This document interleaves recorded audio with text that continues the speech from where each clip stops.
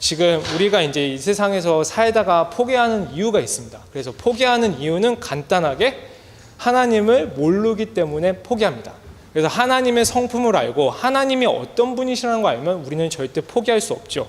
그런데 우리 한국에 있는 많은 사람들이 포기를 많이 합니다. 근데 저 같은 경우는 뭐 고등학생의 60%가 수학을 포기했다는 말을 들었는데 그런 거는 그렇게 중요하지 않은 것 같아서 포기할 수도 있으니까, 저도 이제 고등학교 때 수학을 그렇게 잘하지는 못했으니까 그건 이해가 되는데, 또 삶을 포기하는 사람들은 이해가 안 되더라고요. 그래서 삶을 포기하는 여러분들이 다 알다시피 자살률은 저희 한국이 최고입니다. 그래서 국내 사망 원인 중에서도 1위는 암, 그리고 2위는 뇌, 3위는 심장질환인데 4위가 자살이라고 합니다. 그래서 이제 7위가 교통사고니까 저희가 이렇게 삶을 포기하는 사람들이 얼마나 많은지 이 통계를 통해서 알 수 있는데, 쉽게 그 사람들이 삶을 포기하는 이유는 간단합니다. 하나님을 모르기 때문에, 하나님이 그들을 얼마나 사랑하는지 모르기 때문에, 하나님의 그들의 문제를 해결해 줄 수 있는 전지전능하신 분이라는 걸 모르기 때문에 그들은 삶을 포기하고 있습니다. 그래서 예수님도 똑같이 우리에게 권유하십니다. 나는 예수 그리스도고 너의 아버지는 하나님이니까 절대 너는 포기하지 말아라. 왜냐하면 그분을 알고 있으면 넌 포기하지 않을 것이고, 또 그분을 통해 너는 기도의 응답을 받을 것이니 포기하지 말라고 이렇게 권유하고 있는데, 그 어떻게 포기하지 말라 그랬는지 비유를 통해서 예수님이 얘기하십니다. 그래서 비유에서 이렇게 나와 있습니다. 가라사대 어떤 도시에 하나님을 두려워 아니하고 사람을 무시하는 한 재판관이 있는데, 여기서 재판관이 있습니다. 재판관은 그런데 신명기 16장 18절을 보면 굉장히 공정해야 됩니다. 그리고 굉장히 정직해야 되고, 또 과부들을 잘 돌봐야 되며, 또 이렇게 속이면 절대 안 되고, 속이지 않고 정말로 자기 백성을 이렇게 잘 돌보면 하나님의 복을 받는다고 되어 있습니다.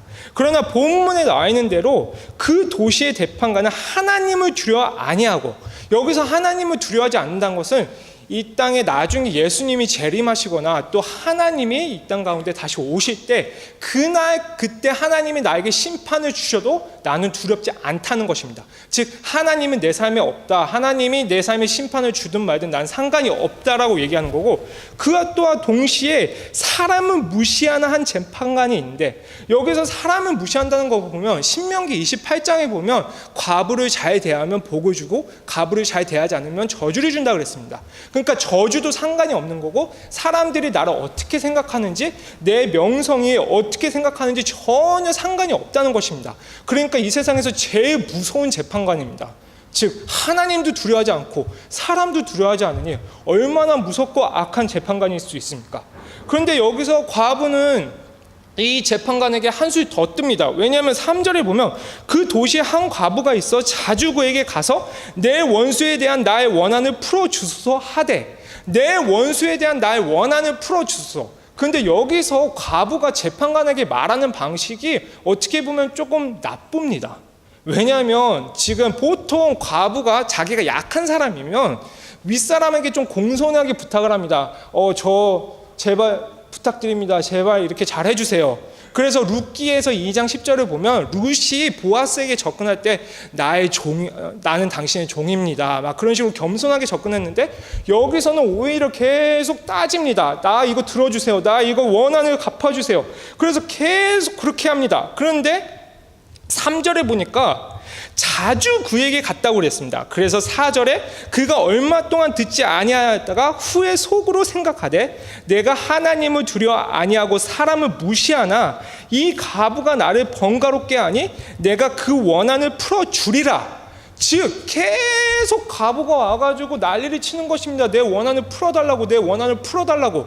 그러니까 만약에 재판관이 그냥 뒤에서 커피 마시고 있어도 와가지고 계속 때를 쓰는 겁니다. 내 원한을 풀어달라.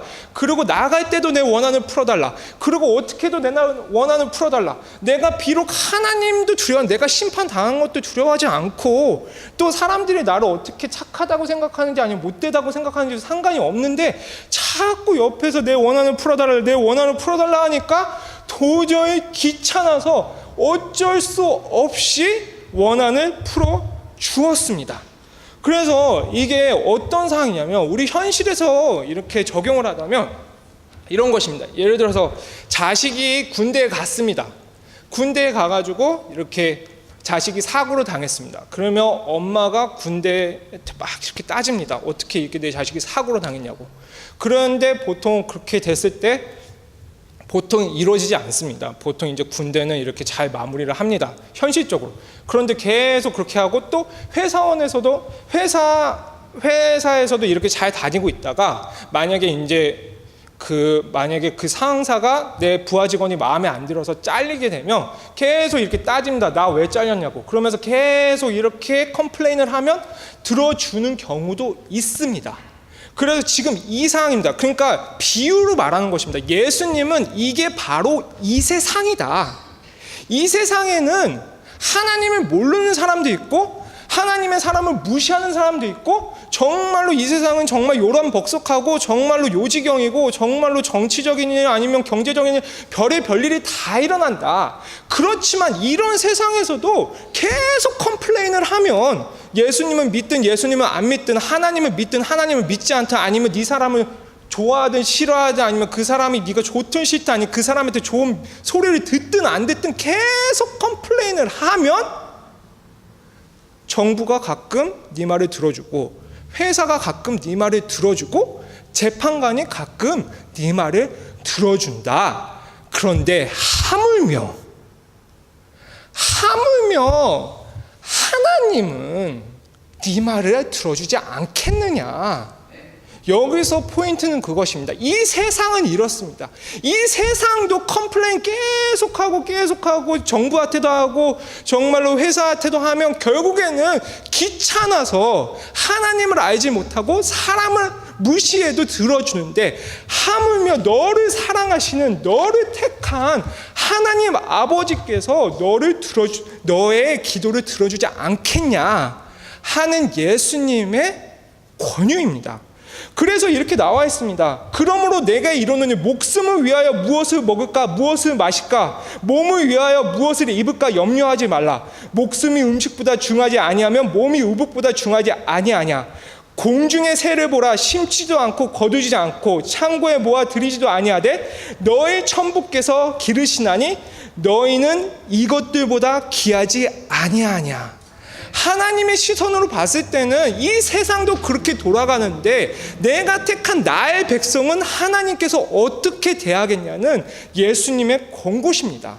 그러므로 예수님이 제자들에게 이릅니다. 이 세상도 이렇게 돌아가는데 하나님을 알아라. 하나님은 절대로 너를 배반하지도 않고 하나님은 절대로 너의 기도를 들어주는 분이니 너는 낭망치 말고 포기하지 말고 끝까지 기도해라. 낭만치 말고 포기하지 말고 끝까지 기도하라는 것은 너는 내가 누군지 알아라. 나는 너의 하나님이니라. 이것을 알고 우리가 기도를 했을 때 하나님께서는 우리의 기도에 응답을 하시고 우리는 낭망에 빠지지 않는 것을 알 수 있습니다. 그래서 이 똑같은 방법으로 기도했던 사람이 누구냐면 바로 야곱입니다. 야곱이 그 산에 홀로 남아서 정말 그 하나님과 씨름을 했을 때 그때 밤새도록 씨름을 했습니다. 밤새도록 씨름하고 하나님께서 야곱의 한두 뼈를 치시면서까지 계속 이렇게 씨름을 했는데 야곱은 끝까지 하나님을 놔두지 않았습니다. 그런데 처음부터 야곱이 그렇게 하나님을 놔주지 않을 수 있었던 이유는 뭐냐면 하나님을 알았기 때문입니다. 하나님 당신은 나를 이 상황에서 구원할 수 있는 분, 하나님 당신은 신실하신 분, 그러니 내가 끝까지 당신의 허리띠를 졸라매고 내가 끝까지 당신에게 구하고 내가 당신을 아는 그 힘으로 하나님은 이런 분이기 때문에 내가 당신을 붙잡고 기도하오니 나에게 축복을 해 주시옵소서 했을 때 하나님께서는 야곱에게 축복을 해줬습니다. 그러나 여러분 기억해야 될 게 있습니다. 야곱은 하나님을 믿을 수 있는 상황이 아니었습니다. 그때 당시 삼촌 라반에게 10번 정도 이렇게 배반을 당하고 더 이상 이렇게 삶의 희망이 없었을 때, 그리고 자기의 자식들을 먼저 다 이렇게 보내고 에서의 형에게 죽일 수밖에 없는 상황이 됐었을 때, 그런 상황 가운데서도 하나님을 알기에 하나님의 신실하심을 인정했기에 그 씨름, 그 허리띠를 끝까지 붙일 수 있었습니다. 그리고 그 허리띠를 1시간 붙잡지도 않고 2시간 붙잡지도 않고 3시간 붙잡지도 않고 밤새도록 날이 새 때까지 포기하지 않고 하나님의 신실하심을 인정함으로 붙잡았을 때, 그때 하나님은 야곱에게 축복을 주셨고 그의 이름을 이스라엘이라고 말하셨습니다. 여기서 우리가 다시 한번 우리가 말할 수 있습니다. 너희 중에 누가 아들이 떡을 달라 하면 돌을 주며 생선을 달라 하면 뱀을 줄 사람이 있겠느냐? 너희가 악한 자라도 좋은 것으로 자식에게 줄 줄 알거든 하물며 하늘에 계신 너희 아버지께서 구하는 자에게 좋은 것을 주시지 않겠느냐? 하물며 하늘에 계신 너희 아버지께서 구하는 자에게 좋은 것을 주지 않겠느냐? 여기서 똑같이 7절에 하물며 하나님께서 그 밤낮 부르짖는 택한 자들에게 원한을 풀어주지 아니하겠느냐? 하물며 하나님께서, 이 세상도 이렇게 돌아가는데, 이 세상도 컴플레인하면 이렇게 돌아가는데, 하물며 하나님이 택하신 그 백성에게 은혜를 베풀지 않겠느냐? 그 하나님을 믿는 믿음으로 니네가 기도를 할 때 하나님은 반드시 너의 원한을 풀어준다고 약속하고 계시는 것입니다. 그래서 우리 성도님들도 기도를 하실 때 끝까지 하나님의 알므로 기도를 하면 하나님께서 반드시 신실하심을 여러분의 삶 가운데서 보여줄 걸 주의 이름으로 축원합니다. 그래서 근데 여기서 하나 더 있습니다. 포인트가 하나 더 있습니다. 그래서 7절에 보면 이렇게 나와 있습니다. 다 같이 7절 한번 봉독해 주시겠습니다. 하물며 하나님께서 그 밤낮 부르짖는 택한 자들의 원한을 풀어주지 아니하시겠느냐? 저희에게 오래 참으시겠느냐?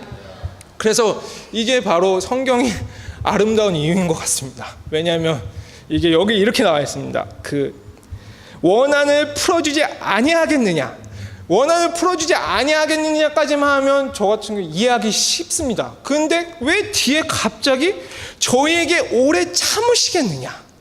왜 그냥 원한 바로 풀어주시면 되지 오래 참으시겠느냐? 굳이 참을 이유가 있을까? 내가 열심히 여태까지 기도하고 밤낮으로 기도하고 하나님께 부르짖고 하나님의 신실하시면 하나님 응답하신다고 이렇게 하고 그러면 하나님 바로 응답하시면 되는데 왜 갑자기 오래 참으신다 그랬을까? 그런데 여기서 오래 참는다는 것은 하나님께서 참으시는 것입니다. 하나님께서 참으십니다. 우리의 기도, 우리의 간구, 우리의 끈기, 우리의 하나님에 대한 열정이 하나님과 마음이 맞을 때까지 하나님은 참으십니다. 우리의 기도가 하나님의 마음에 흡족할 때까지. 우리의 기도가 정말로 하나님 마음에 흡족하지 않으면 하나님께서 우리의 기도를 들어주지 않을 수밖에 없고 참으십니다. 기다리십니다. 계속 기다립니다. 계속 밤낮으로 기도합니다. 근데 기도의 응답이 안 됩니다. 그것은 뭐냐면 하나님이 참으시고 계시는 것입니다. 언제까지 참으시냐? 우리의 기도가 하나님의 마음에 맞아서 우리의 기도를 통해서 하나님의 나라가 임할 수 있을 때까지 참으시는 것입니다.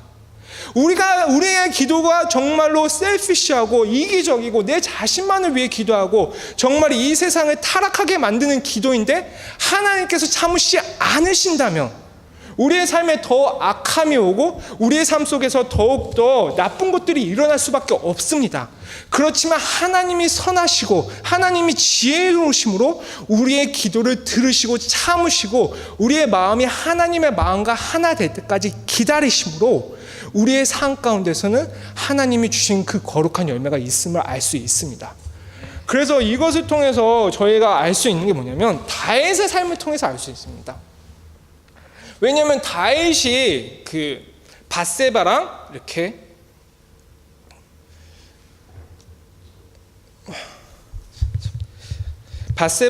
잠자리를 해서 아이를 낳았습니다. 근데 첫 아이가 솔로몬이 아닙니다.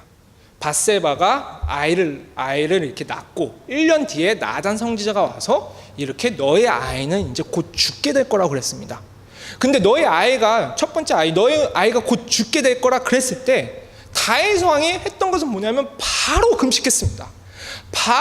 왜냐하면 다윗왕의 삶을 보면 알 수 있듯이 하나님의 신실하심을 아는 왕입니다. 하나님이 여태까지 다윗을 목동 때부터 같이 하셨고 정말 선한 목자같이 다윗을 인도해 주셨고 다윗을 왕위까지 오르게 하셨고 모든 전쟁에서 승리하셨고 결정적으로 골리앗을 이기게 해주셨던 그 하나님의 신실하심을 다윗은 기억하고 있습니다.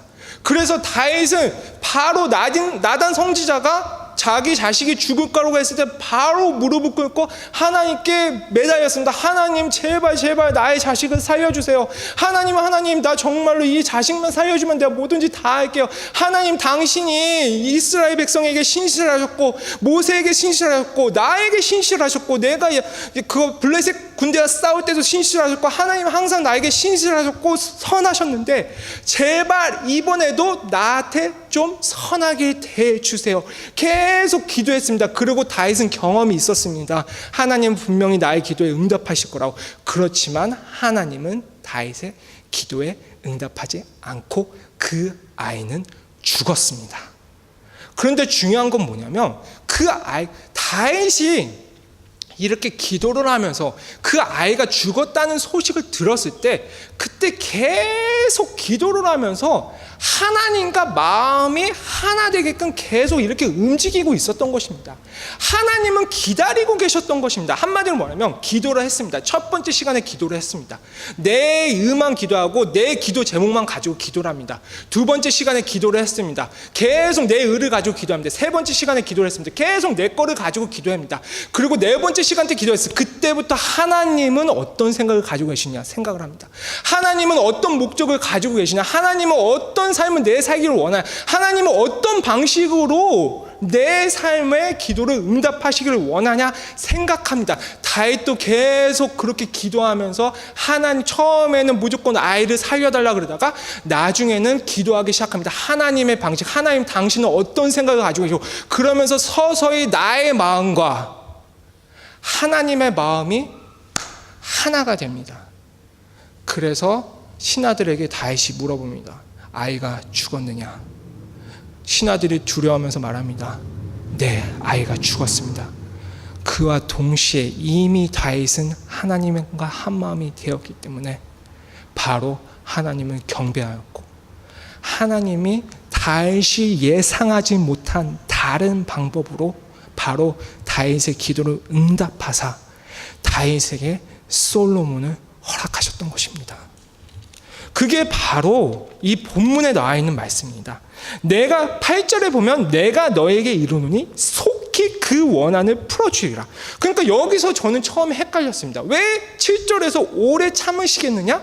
그리고 8절에서 속히 그랬느냐? 근데 여기서 속히는 빠른, 허리가 아닙니다. 여기서 속히는 뭐냐면 unexpected, 예상치 못한 방법입니다.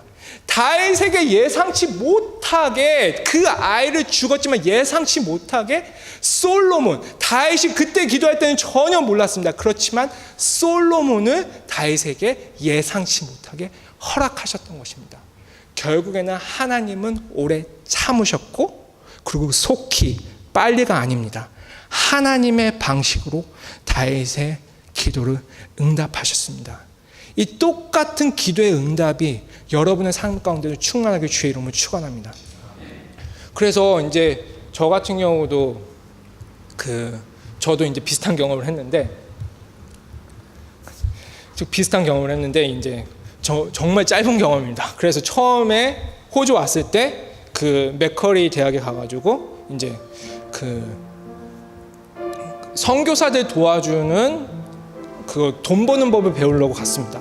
그래서 이제 경제학과를 들어갔는데 정말로 저랑 안 맞더라고요.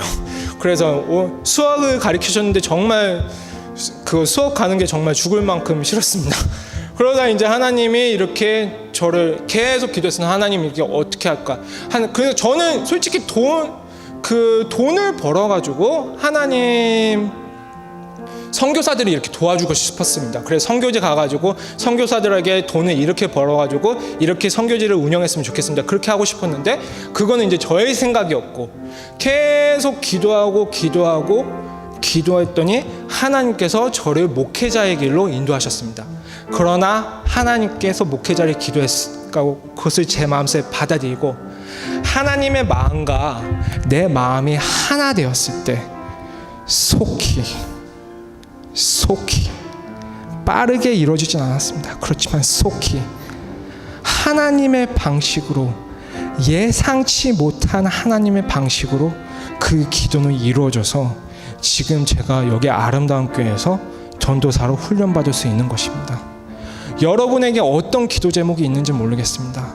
그렇지만 하나님은 여러분으로 하여금 포기하지 않기를 원하십니다.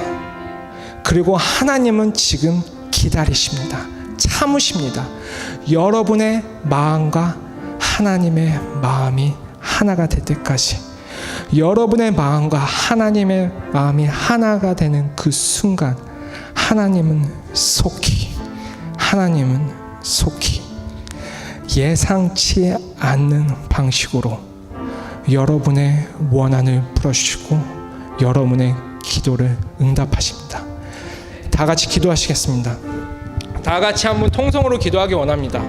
다 같이 통성으로 하나님, 우리의 마음이 하나님과 하나 되어 정말 하나님이 속히 하나님의 방식으로 저의 모든 삶의 기도와 저의 모든 삶의 기도 제목과 모든 것들이 하나님의 방식으로 이루어질 수 있게 해달라고 다 같이 기도하시겠습니다. 기도하십시다.